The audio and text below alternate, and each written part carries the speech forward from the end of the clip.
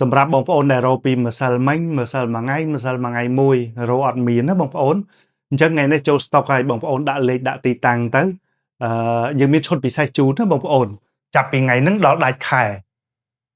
លេខមួយដបនេះ$9ខ្ញុំប្រើបានខ្ទង់ប្រហែលជាមួយខែ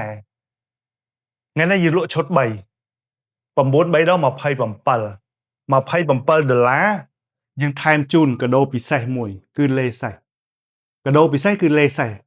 អញ្ចឹង$27បងប្អូនបានលេខខ្យង3លេខសេះ1ហើយយើង free សេវាដឹកទៀតបងប្អូនបាទលេខខ្យងខ្ញុំធានាល្អជូនបើសិនជាបងប្អូនត្រូវការលេខដែលសុទ្ធហើយ ingredient ដែលល្អខ្ញុំធានាឲ្យដោយសារ ingredient នៅក្នុងនេះល្អច្រើនប៉ុន្តែខ្ញុំចង់ឲ្យបងប្អូនដឹងតែ3ចំណុចទេបាទនៅក្នុងហ្នឹងចំណុចទី1គឺគុជខ្យងដែលនៅក្នុងនេះ snail គុជខ្យងបងប្អូនដែលបងប្អូនធ្លាប់ឮចាស់ថាំងនៅពេលដែលយើងធ្វើឲ្យសัตว์ទឹកផ្សេងវាមានរបួសដូចឆ្លើងដូចជាក្តាមដូចជាអីយើងធ្វើមានរបួសហើយពេលវាចូលក្នុងទឹកវិញចាស់ថាំងតែវាជួបខ្យងវាជួយព្យាបាលហើយពីតូចខ្ញុំចំណាំតែឮអញ្ចឹងណាមកដល់ឥឡូវគេស្រាវជ្រាវថាទឹកមាត់ខ្យងឬក៏លំអិលខ្យងនឹងវាមានអីពិសេសដែលជួយឲ្យសត្វល្អិតផ្សេងហ្នឹងវាប្រហាជាសះស្បើយធាតុពិតនៅក្នុងទឹកមាត់ខ្យងហ្នឹងវាមានពពួក hyaluronic acid glycosyl ហើយនិង peptide ទង់ដែងបងប្អូនទឹកមាត់ខ្យងហ្នឹងវាល្អហើយបងប្អូនចំណាំមើលខ្យងអត់ខ្លួនវាអត់ស្ងួតទេអត់ស្ងួតដោយសារតាវាមានអាសារជាតិហ្នឹងដើម្បីឡុកសំណើមនឹងខ្លួនវាអត់ឲ្យស្ងួតអញ្ចឹងមិនមែនតែត្រឹមឲ្យមានសំណើមទេវាជួយឡុកទៀតបើន័យថាជួយចាក់សោកុំឲ្យសំណើមនឹងរត់ទៀតនៅពេលដែលស្បែកយើងមានសំណើមបងប្អូនវាអត់ងាយមានបញ្ហាទេអត់ងាយខូចអត់ងាយចាស់អត់ងាយយាធ្លាក់បញ្ហាផ្សេងគឺកម្រងាយមានធ្វើម៉េចស្បែកយើងមានសំណើមទឹកមាត់ខ្យងហ្នឹងវាជួយឡុកសំណើមហើយអាទឹកមាត់ខ្យងហ្នឹងក៏ជួយព្យាបាលដែរបងប្អូនដូចយើងនិយាយសัตว์ក្នុងទឹកអញ្ចឹងវាជួយព្យាបាលស្នាមរបួសស្នាមលលាកផ្សេងជួយជួសជុលស្នាមរបួសស្នាមលលាកផ្សេងហើយនៅពេលដែលស្បែកយើងអត់មានការលលាកផ្សេងគឺអត់ងាយមានស្នាមអុចអីផ្សេងទេហើយទឹកមាត់ខ្យងហ្នឹងក៏វាមាន collagen នៅក្នុងហ្នឹងហើយនឹងពពួក elastin ភាពយឺតស្បែករបស់យើងនៅពេលដែលស្បែករបស់យើងវាមានភាពយឺតយើងអត់ងាយចាស់ទេហើយស្បែកយើងមាន collagen ក៏ស្បែកយើងតឹងណែនលលោងមានសំណើមហើយគឺអត់ងាយចាស់ទេបងប្អូនអញ្ចឹងទឹកមាត់ខ្យងជួយកាត់បន្ថយភាពចាស់របស់ស្បែករបស់យើងហើយចំណុចទី2គឺ Kojic acid បងប្អូន Kojic acid នេះយើងឃើញមាននៅលើ cosmetic ថ្លៃហើយជាពិសេសរបស់ដែលលាបលើមុខมันមានអាហ្នឹងប៉ុន្តែនៅក្នុងលេខខ្យងយើងមានទី1គឺវាទប់ស្កាត់Tyrosinase ដែលជាប្រភេទអង់ស៊ីមមួយយ៉ាងដែលផលិត melanin ហើយ melanin ហ្នឹងគឺជាសារជាតិពណ៌នៅលើស្បែករបស់យើងហ្នឹងឯងបងប្អូនដែលយើងចាស់ទៅបងប្អូនចំណាំឃើញមានស្នាមអុចប៉ក់នៅលើស្បែកម្ដុំ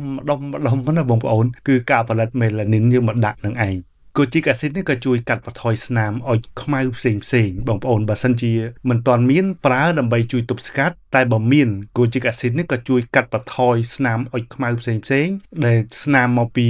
វ័យរបស់យើងចាស់រាងកាយយើងផលិតអា melanin មិញណាបងប្អូនហើយក៏ស្នាមដោយសារតែការរលាកពីកម្ដៅថ្ងៃ